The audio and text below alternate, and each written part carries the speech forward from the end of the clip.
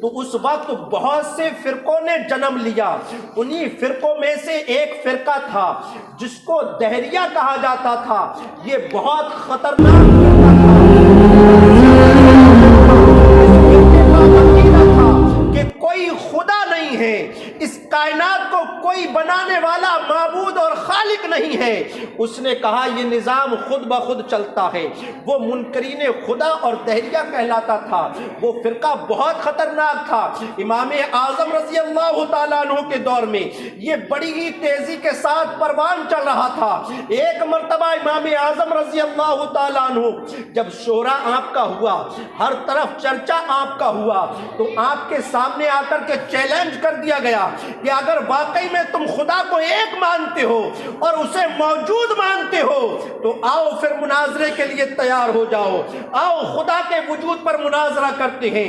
جو جیت جائے گا وہ اس کا دھرم اپنا لے گا، جو جیت جائے گا وہ اسی کے مشن کو اپنائے گا، جو جیت جائے گا وہ اسی کے عقیدے کا پیروکار ہو جائے گا۔ امام اعظم رضی اللہ تعالیٰ عنہ نے فرمایا پھر ٹھیک ہے، جگہ تیار کر لو، میدان تیار کر لو، جس جگہ مناظرہ ہونا ہے وہ جگہ منتخب کر لو۔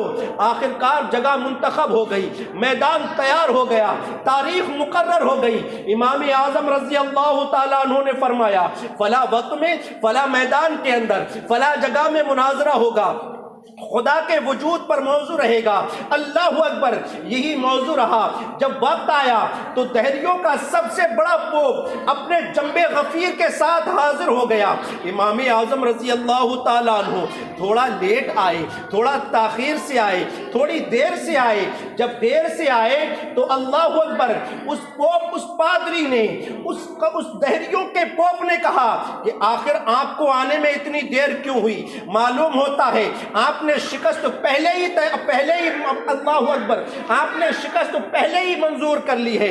امام اعظم رضی اللہ تعالیٰ عنہ نے فرمایا نہیں، سنو، مجھے آنے میں دیری ہو گئی، میں نے راستے میں ایک عجیب واقعہ دیکھا۔ کہا وہ کیا ہے؟ کہا میں نے دیکھا، اللہ اکبر، ایک درخت موجود ہے، وہ درخت خود بخود کٹتا ہے اور کٹنے کے بعد اس کے پٹلے چرتے ہیں، وہ پٹلے چرنے کے بعد خود بخود اس سے ایک کشتی تیار ہوتی ہے، اور جب کشتی پوری تیار ہو جاتی ہے تو وہ کشتی خود بخود پانی کے اندر جاتی ہے، اور جیسی ہی سمندر کے اندر جاتی ہے تو ایک کنارے سے لوگوں کو وہ کشتی خود بخود بٹھاتی ہے، اسے کوئی چلانے والا نہیں، کوئی اس کا ملا نہیں ہے۔ کہا لوگوں کو خود بخود وہ سوار کرتی ہے، پھر موجوں سے بچتے ہوئے، ہوا اور طرح طرح کے خطرات سے ٹکراتے ہوئے وہ کشتی بغیر ملا کے دوسرے کنارے تک پہنچتی ہے، لوگوں کا سامان خود بخود اتارتی ہے، لوگوں سے خود بخود پیسے وصول کرتی ہے،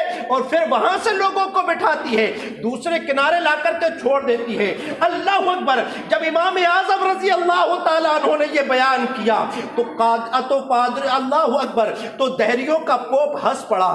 کہا بھلا یہ بھی کیسے ہو سکتا ہے کہ کوئی کشتی خود بخود تیار ہو جائے بغیر کسی بنانے والے کے، بغیر کسی بڑائی کے، خود بخود کشتی تیار ہو جائے اور خود بخود وہ چلے، لوگوں کو سوار کرے، لوگوں کا سامان سوار کرے اور لوگوں سے خود بخود کرایہ وصول کرے۔ کہا نہیں، یہ نہیں ہو سکتا، یہ ناممکن ہے۔ امام اعظم رضی اللہ تعالیٰ عنہ نے فرمایا ہاں میں نے ایسا ہی واقعہ دیکھا۔ کہا نہیں، یہ نہیں ہو سکتا، یہ تو عقل میں آتا ہی نہیں ہے، یہ تو عقل سے تسلیم ہی نہیں کرتی۔ اللہ اکبر، تو امام اعظم رضی اللہ تعالیٰ عنہ نے فرمایا سن لو، جب ایک کشتی کو چلانے کے لیے ملا کی ضرورت پڑتی ہے، سامان بھرنے کے لیے ملا کی ضرورت پڑتی ہے، اللہ اکبر، ایک کشتی بنانے کے لیے ایک بڑائی کی ضرورت پڑتی ہے۔ سنو تو صحیح، اگر ایک کشتی چلانے کے لیے ایک ملا کی ضرورت ہے تو بتاؤ اتنے بڑے نظام کو چلانے کے لیے کیا ایک خدا نہیں ہو سکتا ہے؟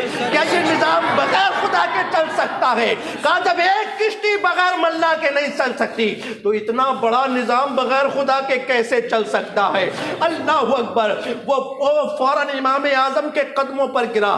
تمام دہریوں نے کلمہ پڑھ کر کے میرے نبی کے دامن رحمت میں آ گئے۔ اللہ اکبر، یہ امام اعظم رضی اللہ تعالیٰ عنہ کی ذات مقدسہ ہے۔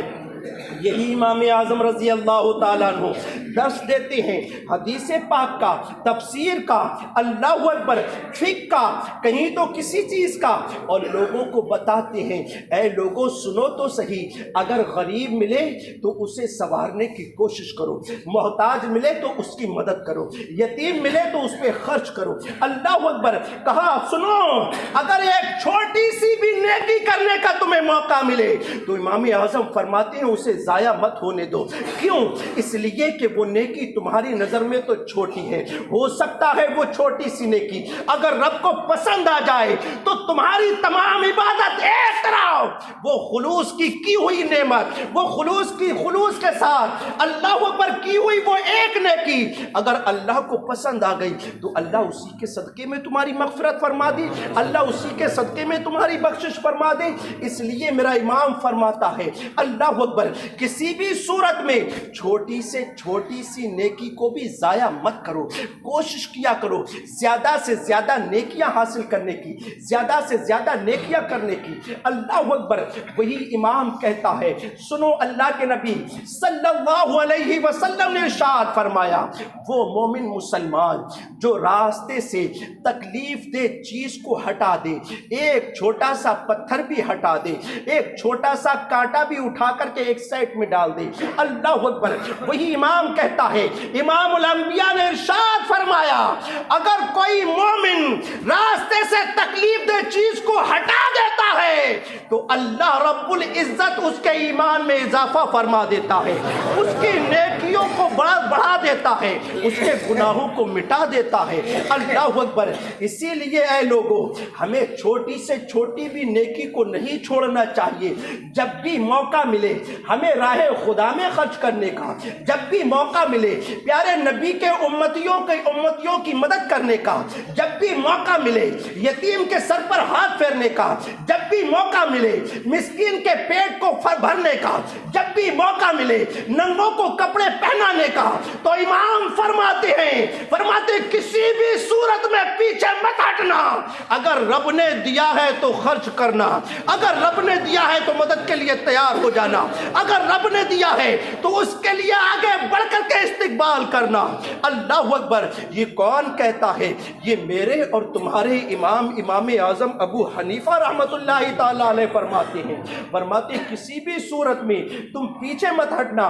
اگر دولت دی ہے تو دولت سے مدد کرنا، اگر طاقت دی ہے تو طاقت سے مدد کرنا، اگر اللہ رب العزت نے علم دیا ہے تو علم سے مدد کرنا، اللہ رب العزت نے اگر پاور دیا ہے تو پاور سے مدد کرنا۔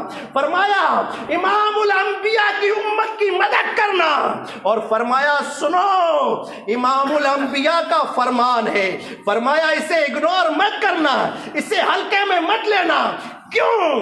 اس لیے کہ انسان سجدہ کرتا ہے جنت کے لیے، انسان دوسروں کی خدمت کرتا ہے جنت پانے کے لیے، انسان والدین کو راضی کرتا ہے جنت پانے کے لیے، انسان صدقات و خیرات کرتا ہے جنت پانے کے لیے، انسان جتنے بھی نیکیاں کرتا ہے جنت پانے کے لیے، انسان جتنا بھی زیادہ راہ خدا کی طرف چلتا ہے بس مقصد ایک ہے کہ جنت مل جائے۔ فرمایا امام نے سنو اگر تم چاہتے ہو کہ جنت تمہیں مل جائے، فرمایا تو میرے نبی کا یہ فرمان لے کر کے جاؤ۔